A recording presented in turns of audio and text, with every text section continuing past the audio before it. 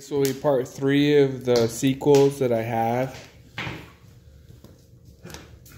Part 1 of the phone died, and then part 2 the same thing happened. And so I'll probably erase them and try to do it over again. But in this case, so there's 5 racks that are being done. They're equivalent to 2 bags to 2.5 bags of jerky. So the last part of this that I'm going to show you is that I'm going to finish my 5th rack out of the 5th one. So we are going to make sure that we reiterate that we're using alder, and then we're using dry alder, and then we're using green alder. So the dry alder will make sure the fire stays good and at a fast pace. But if it gets too high to where we're cooking instead of smoking our meat, then we'll lay our green alder on top of that. So this is the 5th rack. So once I finish this 5th rack, and I will promise you I will hurry as fast as I can through this, but at the same time make sure that I'm showing you that this is the abundance and the proper way of making jerky. This is not dehydrated. This is not some mechanism that I'm making now with some freezer or anything like this. This is homemade. You're dealing with a 12-inch monofilament, which is we've already been cutting most of the night. And then making sure that when we bag our elk, it's in the bags of it. And this will be approximately 2.5 bags of jerky. Then once I finish slaying this down, the smoke will go from front to back from the racks in the shed, and I'll show you guys when I get this done. And then we'll flip them around. So this will be equivalent to 12-gallon bags that we're going to make tonight. And you see in series 1 and 2, and then finally 3, where I'm actually showing you guys how everything breaks down. So when we put everything in the gallon bags, this is what we want to have. It's something like this. Maybe more, maybe less, but thawed out overnight, and then we start on it the next day.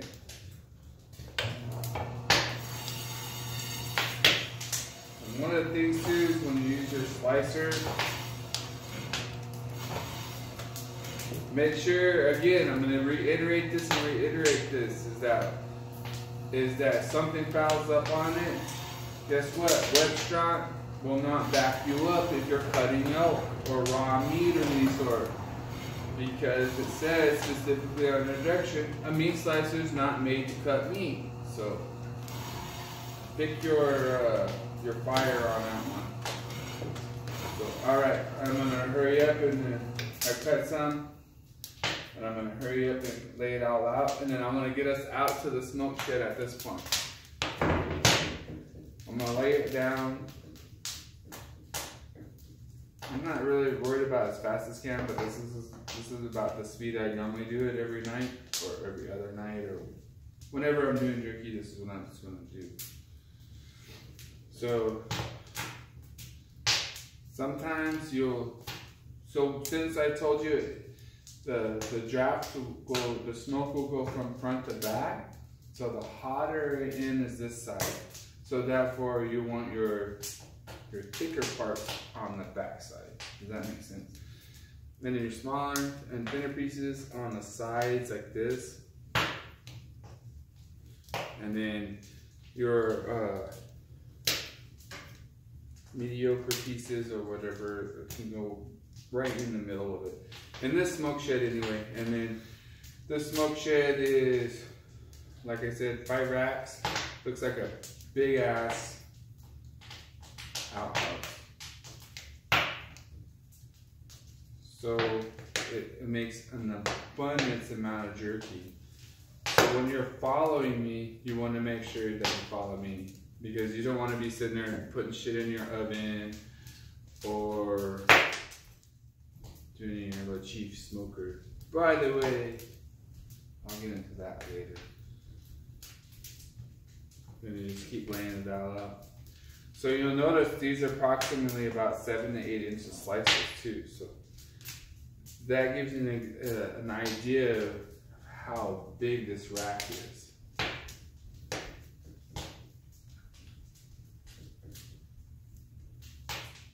And these are the backstrap of the cuts, so they'll fit in there nice and easy. And I'm not really worried about it right now because we're simmering down. Like I said, this is the 5th rack. So right now, I just want to show everybody, because this will be the 3rd one on YouTube. Make sure you follow me and tell your friends to follow me on Whitefoot on YouTube. Before, I had a lot of stuff that was making it hard to hear me talk. The fire is cracking. By the way, it's tamarack and lodgepole that's crack-a-lacking.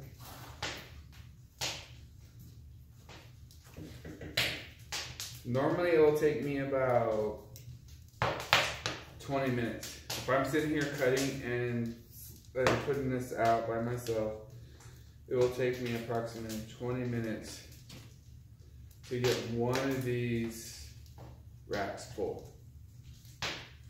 So make sure that you understand the time that you're investing into something so big takes time. And you have to have a system.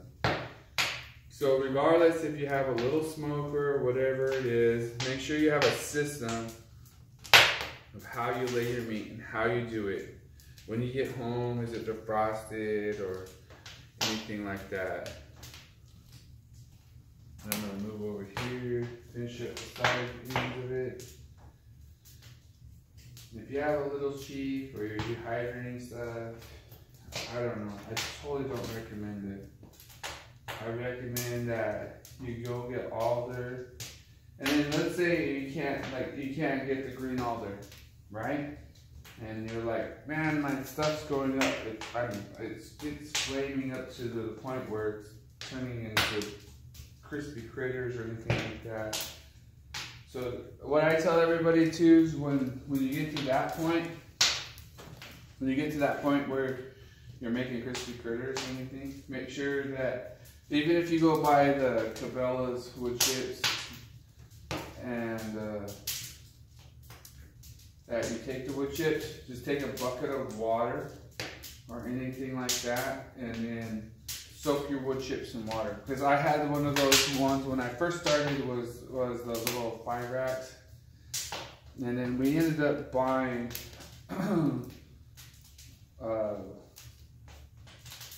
one of those expensive things from Cabela's, which is totally not worth it. I always tell you that if you have the skills or somebody that can, and then I think what we'll do is we'll go over showing with my dad, showing you guys how to build something instead of buying, because you can actually buy a smoke shed a lot more expensive. So if you make it, it will be a lot cheaper than spending $400 on this little smoker that makes no sense to me. And I don't like that. I disagree with that. And if I can get into another one where we can have some daylight in the winter time, I would like to show you guys how me and my dad made our smoke shed so that you're not spending, because we spent $50 per side, but that's with the good stuff. So that was equivalent to $400. The racks cost, we go to our local farm shops, hair farm shop, Gene Headed or Adam Stack, that's in Hera, Washington. It's in the middle of the Yakima Nation Reservation, and they always hook us up. They like the barter too, but they're like, we could use some jerky, and we'll give you one of these wraps. So it's always fair trade. But all right, I'm trying to wrap this up. I don't really want to get into this too much longer because we're in our 5th racks, and I don't want this video stretching out that long. But at the same time, dry alder, you can get up, make sure that your alder is near a creek or somewhere like that. And if you're doing it in the winter time, like we are right now, you have to have that dry alder. But when you're doing it in the summer, it's flip-flops. That you'll use your wet alder on top of your on top of your, outside of your, the dry holder.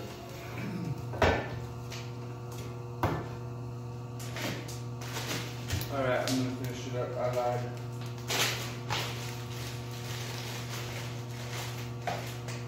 So I'll use what's called the eye.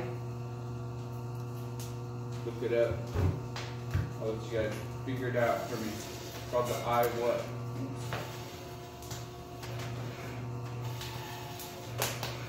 Like 3 more pieces. And then we're gonna walk out and I'll show you the whole shed itself. And you guys let me know. Comment on my YouTube and let me know. Don't be jerks. Let me know. Is that if you've seen something as good as mine shed or better.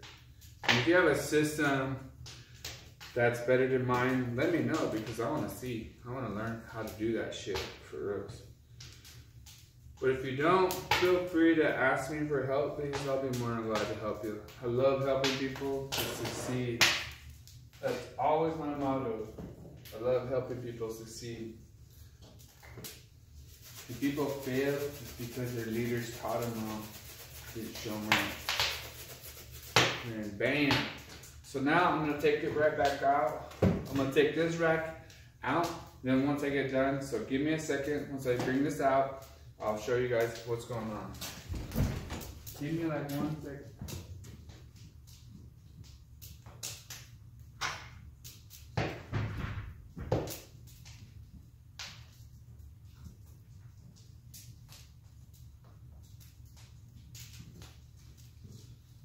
Alright, I'm back. I'm taking the rack. And you guys are gonna follow me after I get out here.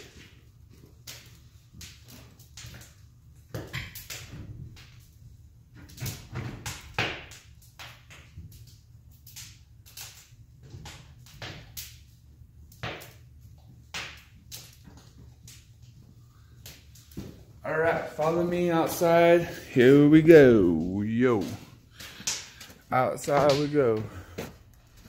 Sorry for the momentarily slip. But this is it. So, if you look at the shed, there's 1, 2, 3, 4 racks, 5 racks altogether.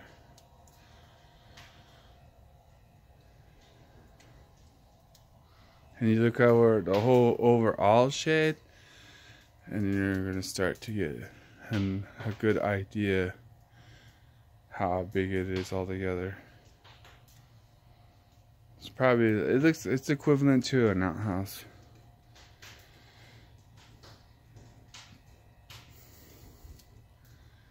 You guys are more than welcome to always ask me questions or anything else.